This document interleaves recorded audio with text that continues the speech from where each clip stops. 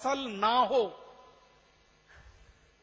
जब फसल खेत में खड़ी हो, पानी नहीं छोड़ा जाए नहर में। ये आदेश जारी किया गंजाम के कलेक्टर ने। और उस जमाने का गंजाम जिला आज के उड़ीसा के 16 जिलों के बराबर है। ये एक जगह का मेरे पास दस्तावेज है, अगर ढूंढूंगा तो ऐसे सैकड़ों दस्तावेज और मिल जाएंगे कभी। हमें अभी ढूंढने हैं, बहुत सारे दस्तावेज हमारे हाथ में नहीं है, लेकिन एक जिले का मेरे पास है। हो सकता है संपूर्ण भारत देश के सभी जिलों में ऐसे ही कलेक्टरों के आदेश जारी हुए हों कि जब किसानों की फसल खड़ी हो तो नहर में पानी नहीं छोड़ा जाए, और जब फसल नहीं है तब पानी छोड़ा जाए। इस तरह के कानून बना के अंग्रेजों ने बर्बाद किया है इस देश को। और दुर्भाग्य से ये सब कानूनों की संख्या है 34,735। 34,735 कानून उन्होंने बनाए थे इस देश को खत्म करने के लिए पूरी तरह से। अब वही कानून आजादी के 64-62 साल के बाद भी चल रहे हैं, उनमें थोड़ा थोड़ा संशोधन हुआ है। आईपीसी बनाया, इंडियन पिनल कोड, सीआरपीसी बनाया, सीपीसी बनाया, civil procedure code, criminal procedure code, land acquisition act बनाया उन्होंने, इंडियन फॉरेस्ट एक्ट बनाया। इंटरेस्टिंग बात बताता हूं आपको, एक कानून बनाया इंडियन फॉरेस्ट एक्ट 1872 में, भारतीय वन संरक्षण अधिनियम। फिर इंडियन फॉरेस्ट कंजर्वेशन एक्ट बनाया। एक बार एक मामला आया अंग्रेजों की अदालत में, ये मैं दस्तावेज के आधार पर कह रहा हूं। जबलपुर के कोर्ट में एक अंग्रेजी सरकार के सामने मुकदमा आया था। एक बूढ़ी महिला, वो अपना चूल्हा जलाने के लिए जंगल से कुछ लकड़ी लाई और उसने लकड़ी लगा के अपनी रोटी बनाई। एक पुलिस ऑफिसर ने उसको पकड़ लिया कि तुमने जंगल से लकड़ी लाई, ये कानून के विरोध में है। जंगल से लकड़ी चुराना कानूनन अपराध है, उसमें जेल हो जाती है। तो उस महिला को पकड़कर जेल में ले गए। उसके ऊपर मुकदमा शुरू हुआ। तो मुकदमे में जज ने उससे पूछा कि तुम्हारा कोई वकील है? उस महिला ने कहा मेरे पास खाने को रोटी नहीं है, वकील कहां से लाऊंगी, मैं ही मेरी वकील हूं। तो न्यायाधीश ने पूछा तुमको कुछ कहना है? तो उस महिला ने क्या कहा था वो मैं आपको वैसे का वैसा ही सुनाता हूं। अंग्रेजों के दस्तावेज के आधार पर ये सारी बात कर रहा हूं। महिला कहती है कि अगर मैं अपने चूल्हे में लकड़ी जलाने के लिए जंगल से ना लाऊं तो अपनी रोटी बनाने के लिए दोनों हाथ जलाऊं क्या? और उस महिला ने हमारी आंखें खोली, माने हमारे जैसे लोगों की। वो महिला कहती है कि ठेकेदार करोड़ों टन लकड़ी काट कर ले जाता है, उसको खुली छूट है, और मैं रोटी बनाने के लिए अगर 2 लकड़ी ले आई तो मुझे पुलिस की सजा है। ये कौन सा कानून अंग्रेजों ने बनाया है? दुर्भाग्य से ये कानून अंग्रेजों के जाने के 62 साल के बाद भी चल रहा है। साधारण गांव के गरीब लोग जंगल में अगर लकड़ियां उठा लाए तो फॉरेस्ट डिपार्टमेंट के लोग उनको जितना अत्याचार करते हैं आप सोच नहीं सकते। और इसी देश में ठेकेदारों को सैकड़ों किलोमीटर जंगल कट गए, सैकड़ों किलोमीटर के जंगल काट दिए ठेकेदारों ने। सरकार के कान पर जू नहीं रेंगती। चलते चलते एक छोटी सी बात कहता हूं, इंडियन एविडेंस एक्ट के बारे में बोलना है। हाँ, इसमें एक छोटी सी बात कहता हूं। हिंदुस्तान में मालूम है सबसे ज्यादा लकड़ी किसके लिए कटती है?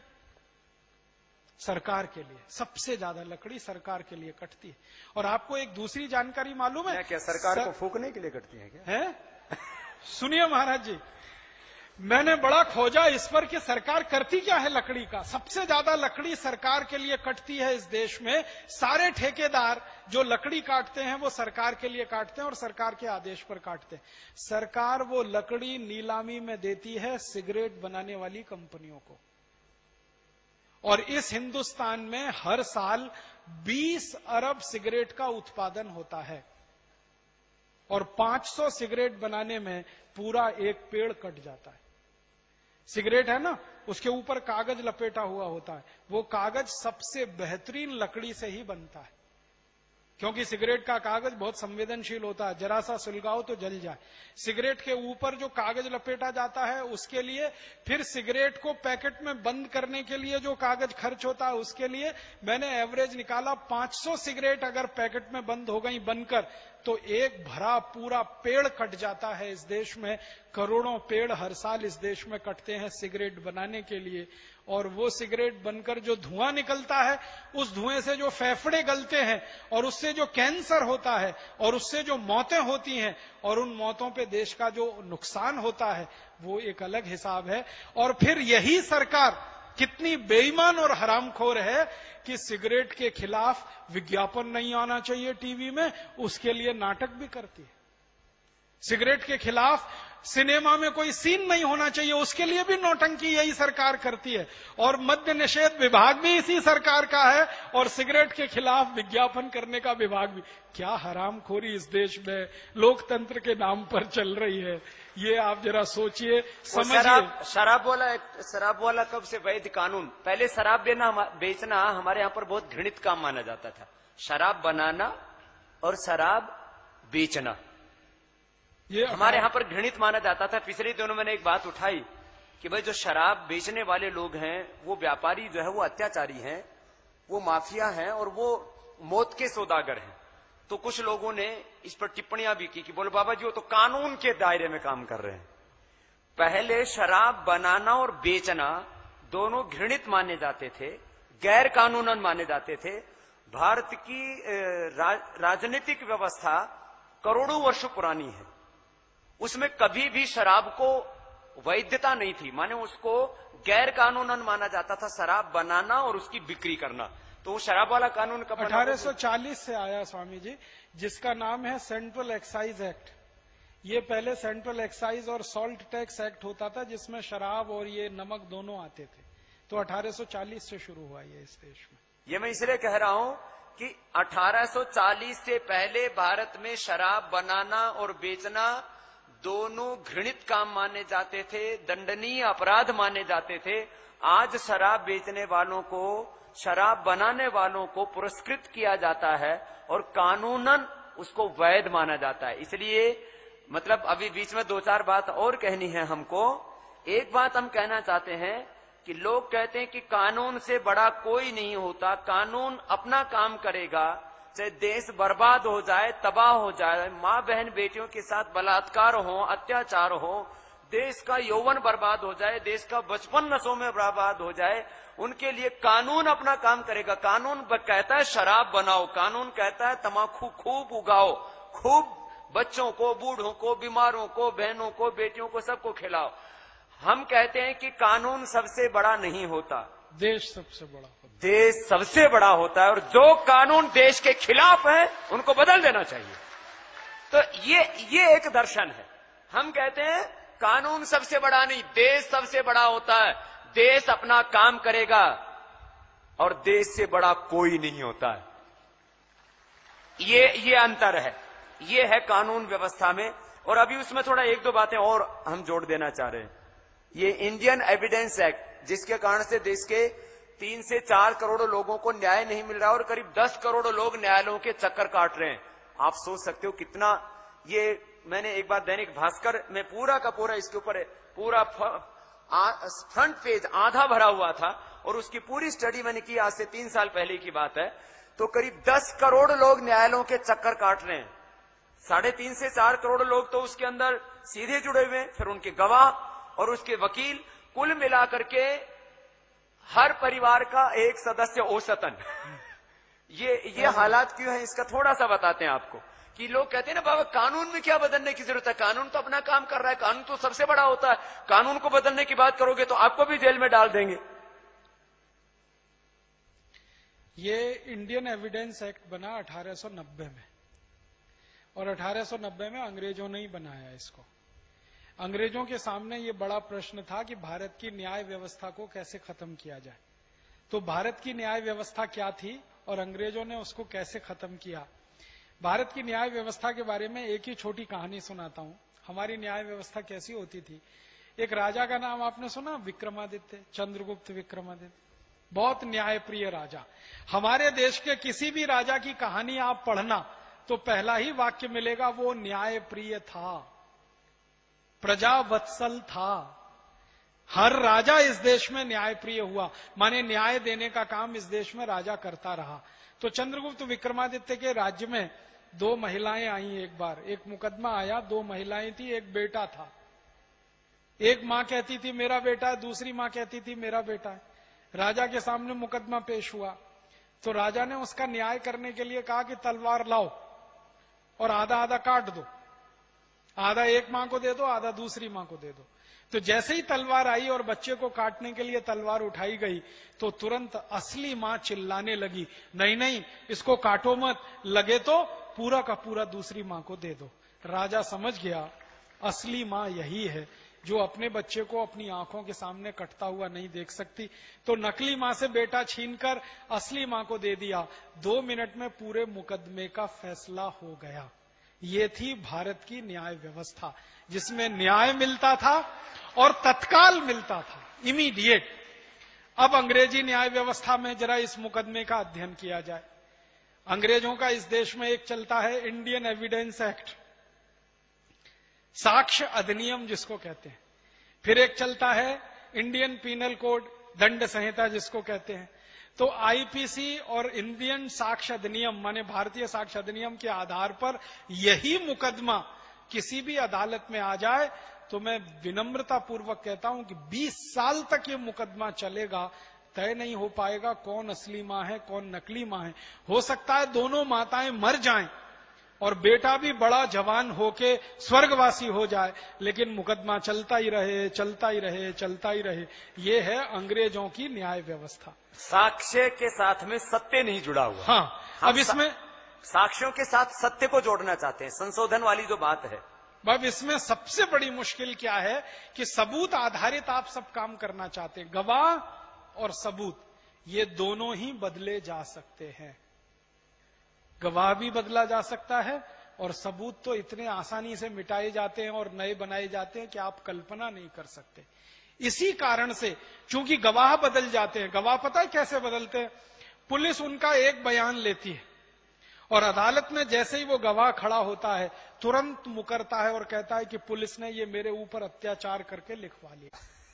ठीक है, अब जैसे ही ये वो कहेगा तो मुकदमा जो 20 मिनट में फैसला होना चाहिए वो 10 साल तक ऐसे ही लटकता रहेगा, क्योंकि हर गवाह यही कहेगा कि पुलिस ने मेरे से जबरदस्ती लिखवा लिया, मुझे मारा, मुझे पीटा, मेरे ऊपर दबाव डाला, मैं क्या करूं, मैंने मजबूरी में लिख दिया।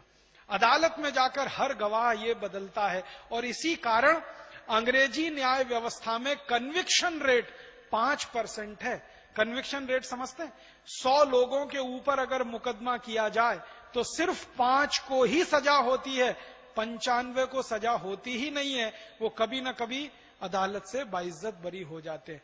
तो 100 मुकदमे अगर सरकार करती है और उसमें 5 को ही सजा होती है और 95 छूटते हैं, इसका माने न्याय के नाम पर इसका माने या तो 95 मुकदमे झूठे, या सरकार झूठी, या पुलिस व्यवस्था झूठी, या न्याय व्यवस्था कमजोर।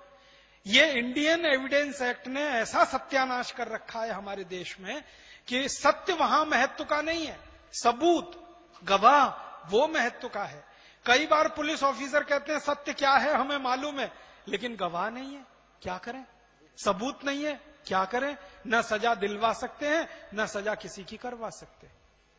तो समस्या हमारे देश में ये, और न्यायाधीश को सत्य की पहचान करने के लिए बिठाया जाता है। वो न्यायाधीश भी सबूत और गवाह के आधार पर सत्य को खोजता है। आपको मालूम है, न्यायाधीश भी सबूत देखेगा, गवाह देखेगा, तब सत्य की पहचान करेगा। सत्य तो अपने आप में ही पूर्ण होता है, उसको कोई गवाह की जरूरत नहीं होती, उसको कोई सबूत की जरूरत नहीं होती। एक उदाहरण दे दूं आपको, अंग्रेजी न्याय व्यवस्था का कैसा मजाक इस देश में चल रहा है। आपने देखा बंबई में 26 नवंबर को जिन लोगों ने गोलियां चलाई, आतंकवादियों ने पाकिस्तान से आकर और सैकड़ों लोगों को मार डाला, उनमें से एक बचा है। एक बचा है कि नहीं? अब उसके ऊपर नौटंकी चल रही है कि नहीं? हमारे को सत्य मालूम है कि इसने 87 लोगों को मारा या पता नहीं 67 लोगों को मारा। खत्म कर देना चाहिए अब तक उस मुकदमे को, 10 मिनट का काम है। अब उसमें सबूत खोजे जा रहे हैं, गवाह ढूंढे जा रहे हैं, उनको पकड़कर लाया जा रहा उसके सामने पेश किया जा रहा है, और वो मक्कार आतंकवादी मजाक बना रहा है, हंस रहा है, भारतीय न्याय व्यवस्था पर हंस रहा है। और दुर्भाग्य से वो न्याय व्यवस्था हमारी नहीं है, वो अंग्रेजों की है।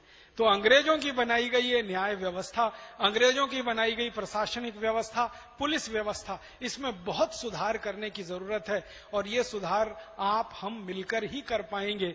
कोई राजनीतिक दल अगर इनको करना चाहता तो 62 साल में अब तक हो गया होता। राजनीतिक दलों को कुछ पड़ी नहीं है। उनको लगता है कि पुलिस का जैसा इस्तेमाल अंग्रेज करते थे वैसे ही आज राजनीतिक दल पुलिस का इस्तेमाल करते हैं।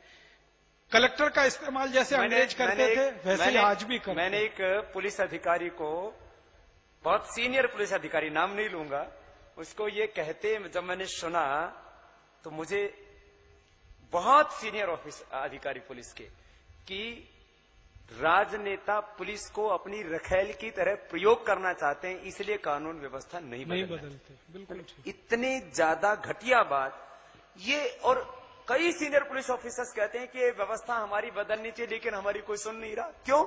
क्योंकि जैसे अंग्रेज प्रयोग करते थे पुलिस का अत्याचार करने के लिए वैसे ये लोग कर रहे हैं। ये तो आज हमारी इस देश के करोड़ों लोग ताकत बन गए हैं, नहीं तो हमें यहां 1 मिनट नहीं बैठने दे यहां पतंजलि योगपीठ में।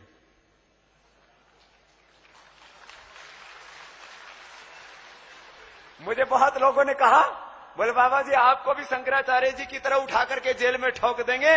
मैंने कहा हम ताल ठोक के कहते हैं, जिसकी हिम्मत है आकर के ठोक के दिखाए जेल के अंदर, फिर हम दिखाएंगे। मेरे से बहुत लोगों ने कहा, बोले बाबा जी ये गवर्नमेंट आपके खिलाफ ये कर देगी, ये गवर्नमेंट वो कर देगी।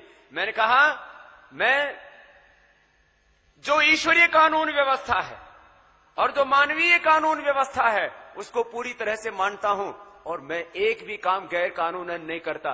लेकिन कोई षड्यंत्र करके हमें जेलों के अंदर ठोकेगा, उस दिन हम बता देंगे कि कानून क्या होता है।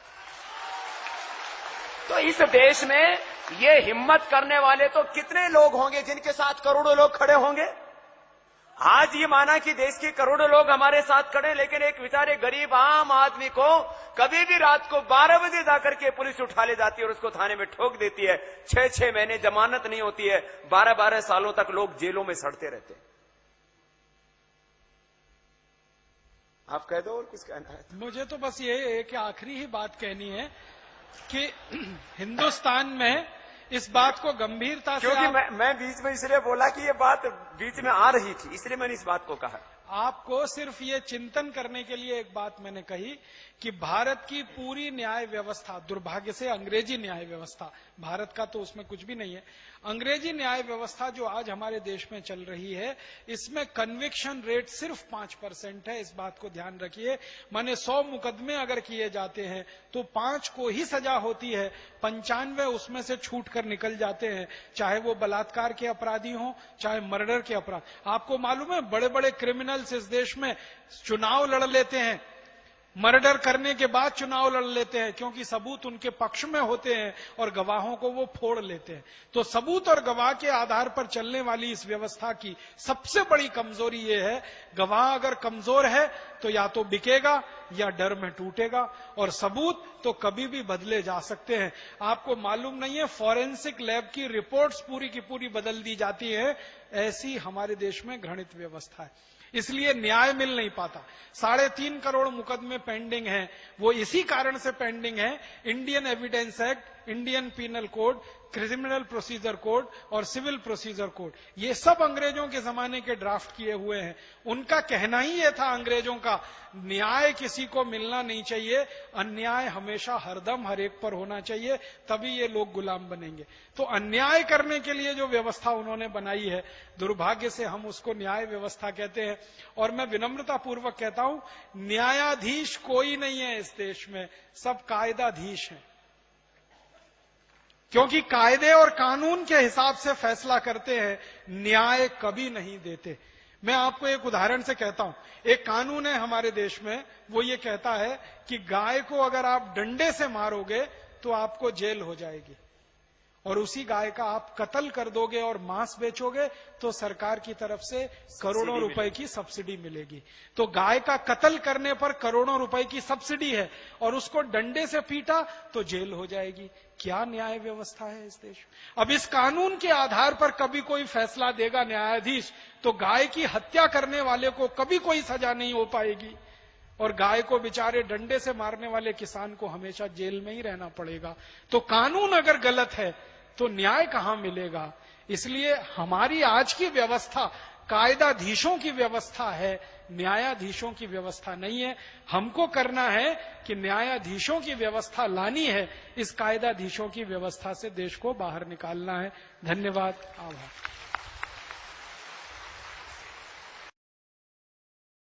दोस्तों, सबसे पहले तो चैनल सब्सक्राइब करें, फिर लाइक, कमेंट और शेयर करें। और हाँ, हमारा एंड्रॉयड ऐप डाउनलोड करना ना भूलें।